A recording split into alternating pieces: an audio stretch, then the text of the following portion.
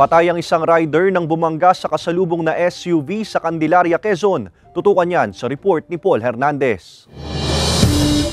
Agad ikinasawi ng rider na si Marlon ang pagkakabangga niya sa isang SUV sa highway na sakop ng Barangay Masinsur, Candelaria, Quezon, madaling araw nitong Lunes. Ayon sa Candelaria Municipal Police Station, nasa linya ng papuntang Maynila ang SUV habang nasa kabilang lane naman ang motor na may dala umanong mga gulay. Papunta raw sana sa Bicol ang rider nang lumipat sa kabilang bahagi ng kalsada. Nagkaroon ng collision sa head sa harap ng Vehicle 1, doon bumangga yung Vehicle 2. May suot namang helmet ang nasawing rider pero dahil sa lakas ng pagsalpok, hindi na siya nakaligtas pa dahil sa tinamong pinsala sa katawan. Ayon pa sa pulisya, mabilis daw ang takbo ng motor. Sinusubukang makipag-ugnayan ng GMA Regional TV Balitang Southern Tagalog sa pamilya ng rider at driver ng SUV. Pero sa impormasyon ng pulisya, may pagkakasunduan ng dalawang partido. Nagkaintindihan naman po at pumirma naman sila ng kasunduan. Notaryado naman po yung kanilang